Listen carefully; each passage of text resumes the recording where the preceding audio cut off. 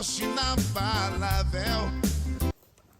Olá, meus abençoados irmãos, graça e muita paz. Bem-vindos a mais um Conexão ID.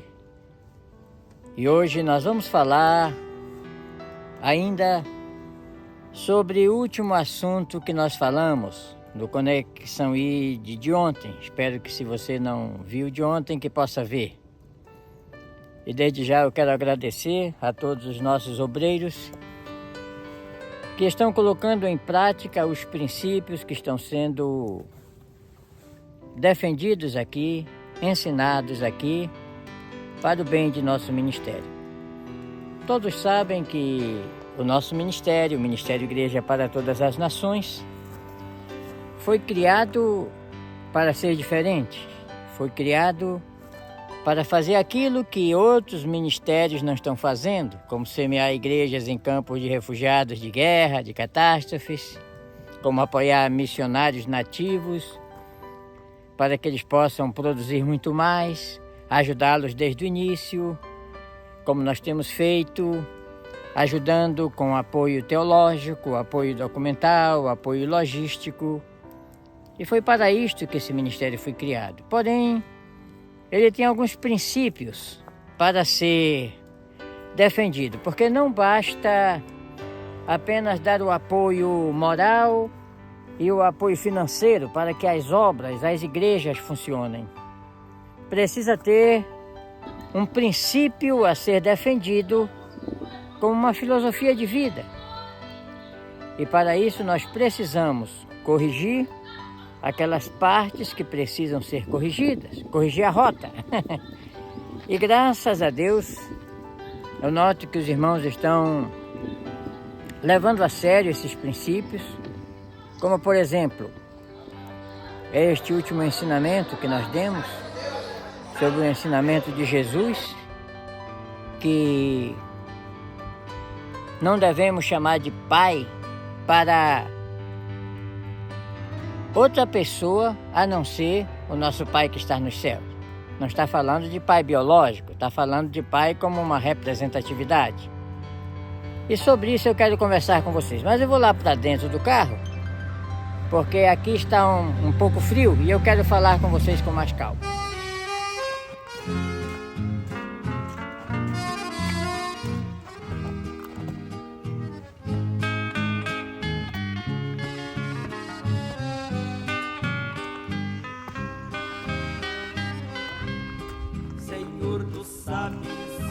Do anelo que há em minha alma é como fogo bem aceso em meu coração.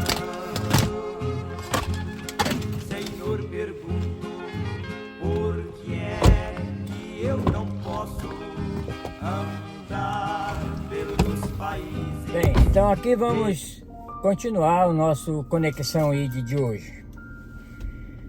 A proposta do Ministério Igreja para Todas as Nações é levar uma mensagem bíblica cristocêntrica, não uma mensagem forjada pela mente humana. E quando isso acontece, nós temos que corrigir alguns cacoetes, alguns costumes errados que nós criamos. E entre esse costume errado que nós criamos, está esse de chamar de pai para um patrocinador de uma missão, para alguém que nos ajude em alguma coisa. E Deus, Ele ordena na sua palavra: a ninguém chameis de pai na terra, porque um só é o vosso Pai que está nos céus. Eu vou bater nesta tecla de novo, para que vocês entendam por que nós devemos mudar isso.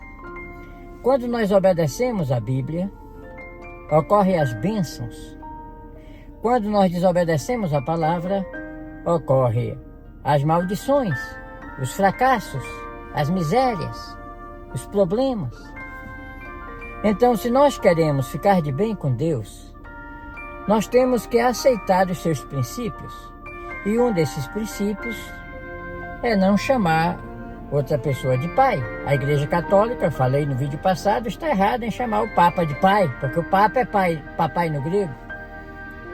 Agora, eu dou razão para Deus. Porque eu também tenho 4 filhos, uma filha e 3 filhos. E eu não me sentiria alegre de ver os meus filhos chamando de pai para uma outra pessoa. Talvez você seja assim também. Uma das coisas que mais alegra o pai é ver o filho ainda bebê pronunciar as primeiras palavras, papá. Como a gente fica alegre, né?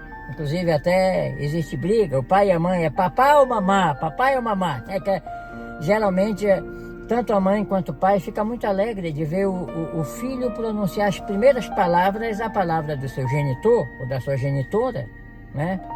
O pai não fica triste se o filho chamar como primeira palavra o nome da mãe, nem a mãe fica zangada se chamar o nome do pai, né? Porque faz parte, são os dois, né?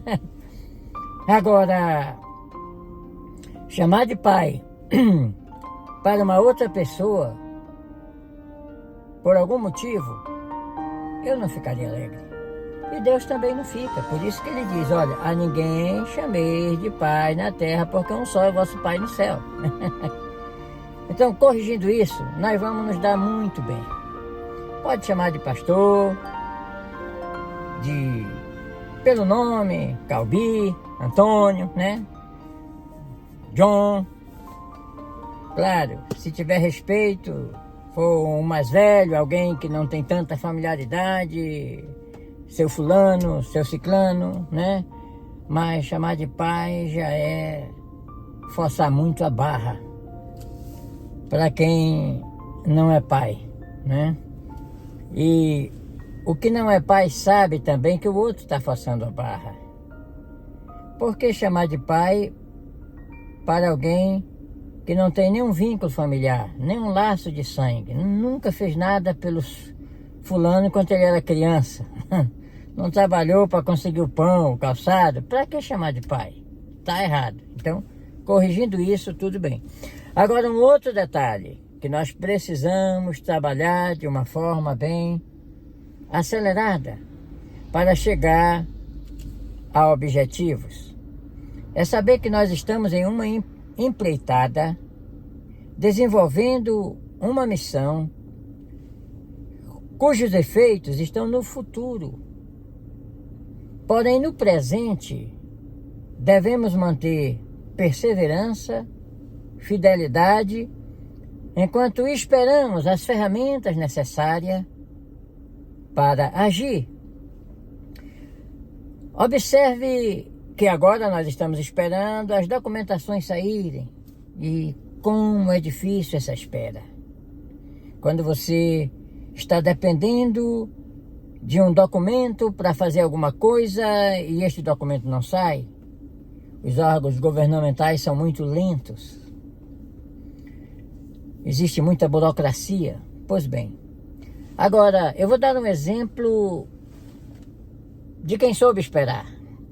Vocês sabiam que Jesus passou 30 anos em Nazaré antes de realizar o seu primeiro milagre?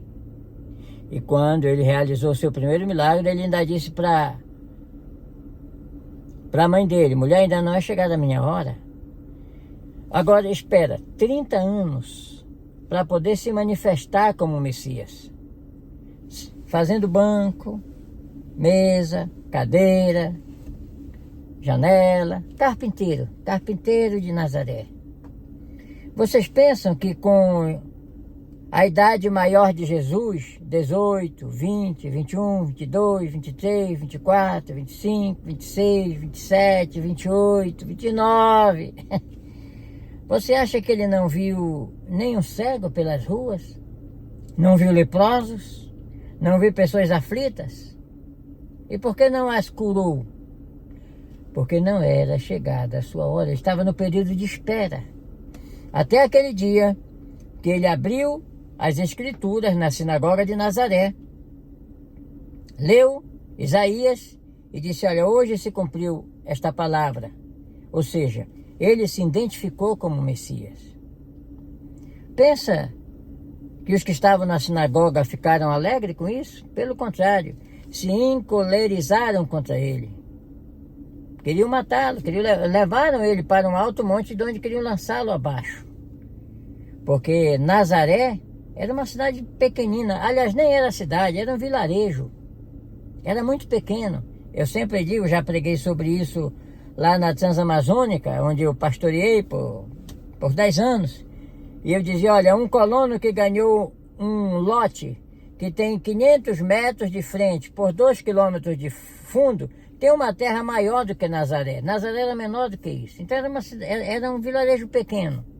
E além de ser pequeno no território, era pequeno também na qualidade de um povo. Lembra que quando Natanael, quando André mostrou Jesus para Natanael, ele disse, pode de Nazaré vir coisa boa? Era assim, que era desprezível Nazaré. Desprezível porque eles estavam preparados para ter um carpinteiro, mas não um Messias.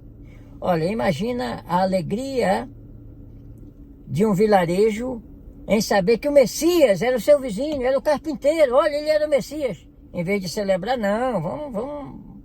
E Jesus saiu, foi para Cafarnaum, e em Cafarnaum encontrou um Pedro, André, Tiago, João, os discípulos, né? E começou o seu ministério. Mas já em Cafarnaum, fugiu de Nazaré. Porque muitas vezes é necessário você sair de Nazaré para fazer alguma coisa, não é? Você sair de Nazaré para cumprir o seu ministério. Uma certa vez eu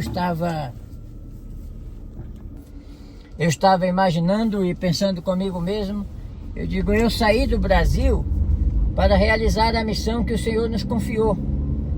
E eu penso que se tivesse permanecido no Brasil, será que eu conseguiria apoio para fazer aquilo que nós estamos fazendo hoje, organizando uma missão com abrangência internacional, formando pastores? Então, Deus tem os seus planos, mas uma coisa importante que cada um de nós temos que entender é que na hora de sair, precisa sair. Na hora de ficar, precisa ficar. E Deus tem a palavra final em tudo. Agora, minha gente, eu vou prestar atenção no trânsito aqui, porque eu vou ter que correr trecho. Mas fiquem com essas palavras. E muito obrigado por estar assistindo esses vídeos, compartilhando.